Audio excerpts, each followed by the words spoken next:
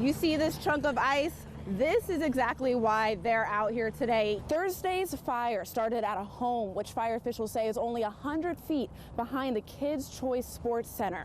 Both buildings were deemed a total loss. Despite her family losing their home, they're continuing to show up for the DMV, making sure that the holiday events that they are a part of go on. The sheriff's office collects donations all year round. So if you miss this holiday season, you can always grab a gift for next year. Here at the TSA line, we've watched the line steadily get longer and longer, but luckily no cancellations or delays for flights so far this morning. Today, tens of thousands of people gathered here again in front of the Lincoln Memorial ahead of Trump's second inauguration.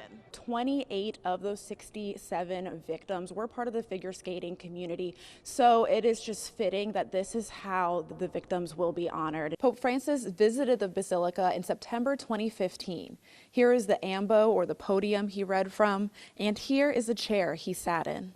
Arlington County Police say 3 juveniles were detained after the brawl broke out and are now facing multiple charges, including riot, obstruction of justice, and assault. People who live in this quiet Alexandria neighborhood are shaken up by the sudden news of the death of former U.S. Attorney Jessica Aber at only 43 years old. TAPS will have 200 people holding the faces of their loved ones during the inauguration, like Colonel Paul Kelly here, who will be honored by his wife and son during the parade.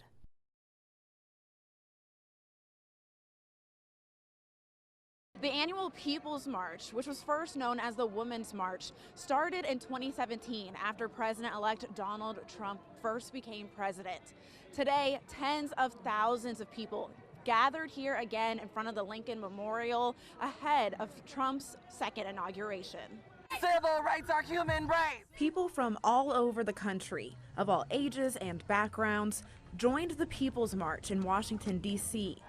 But they say no one felt like a stranger. We all feel like we're cousins, we're sisters, we're relatives, we're here together. People met at 3 different locations, each one representing what they are passionate about.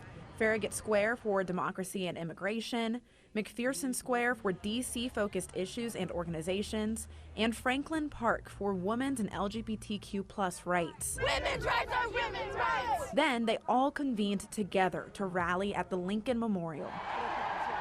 We are doing this for our babies, for our granddaughters, for our daughters, for the LGBTQ community, for the Black community. For some, this was their first time participating in the march.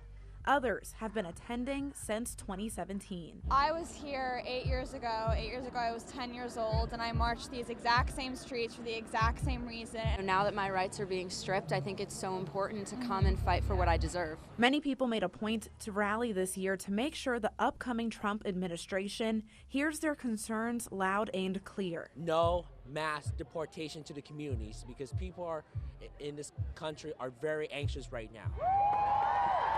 Overall, they all had one message for this year's march. The message is one of hope, that people are willing to fight. Reporting in Washington, D.C., Brianna Hamblin, WUSA 9.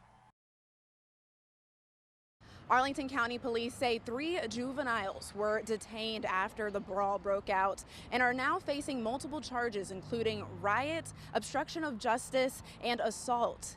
I spoke with parents who say that these types of incidents make them worried about their teen's safety and that this could ruin the mall experience for everyone. I think it definitely impacts business, it impacts how the malls can survive and stay, open and safe. Greg and Reshma Jones say the fashion center at Pentagon City is one of their favorite malls. And now they bring their 14 and 13-year-old teenagers, Amani and Amir. We've lived here almost 20 years, so it's unfortunate to see that stuff like that's happening. Arlington County Police say that just after 7 p.m. on Saturday, they were called to the mall for numerous fights that broke out simultaneously in the food court. Witnesses say 100 to 150 teenagers formed a crowd around the fights.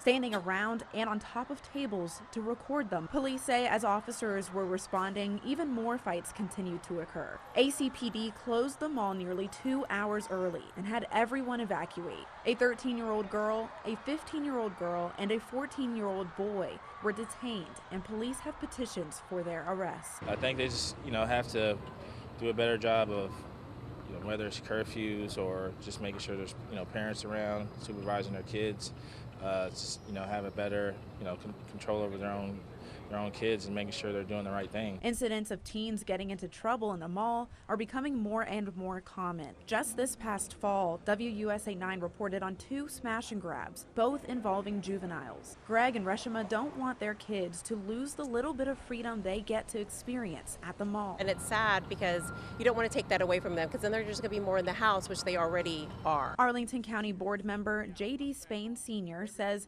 more conversations will be had in the coming days among the board, county manager Mark Schwartz, law enforcement, and businesses. However, he says one solution could be partnering with nonprofit organizations and finding safer outlets for teens. The idle mind is the devil's workshop. And so we really need to focus in on engaging our youth so they won't, end up doing things like this. Amani and Amir have this message for fellow teens in the area. It would be a safer environment if people would just control themselves and make sure that they're not doing bad things. Violence is not the answer. Arlington police say there are increased patrols in the area and that this continues to be an active investigation. Anyone who has any more information on what happened Saturday night should contact the department's tip line. We'll have that contact information for you on our website, WUSA9.com. Reporting in Arlington, Brianna Hamblin, WUSA 9. Councilman Edward Burrows and some friends have been doing exactly what you see here behind me, making sure that roads are clear of the snow and ice. And he says this is especially important for elderly residents. We know that it's dangerous.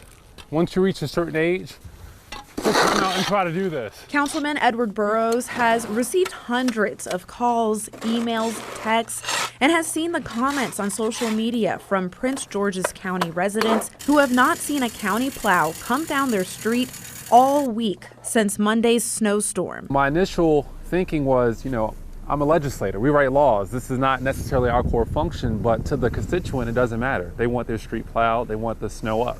And so to the extent that we can help do our part to get it done, that's all that matters at the end of the day. Residents like Valerie Fitzgerald, who has lived in her Temple Hills home for 46 years, were one of the people who called on Burrows. She says she hasn't left her home all week. I called his office and explained what was going on, but I never expected him to be out here to do the shoveling himself. My husband and I, we were shocked. He didn't do it alone. Councilman Burrows recruited some friends. He had one team of people working other streets, while Burrows and Kelvin Moore, who was prepared with his own salt truck and bobcat plow, thanks to his landscaping company, shoveled, salted, and cleared 6 different roads across the county. You have a lot of senior citizens and things like that that just can't physically do it.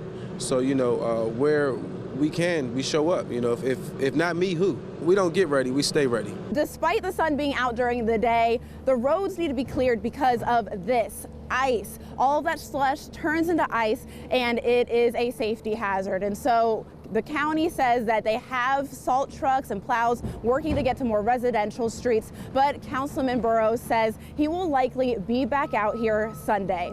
Reporting in Prince George's County, Brianna Hamblin, WUSA 9.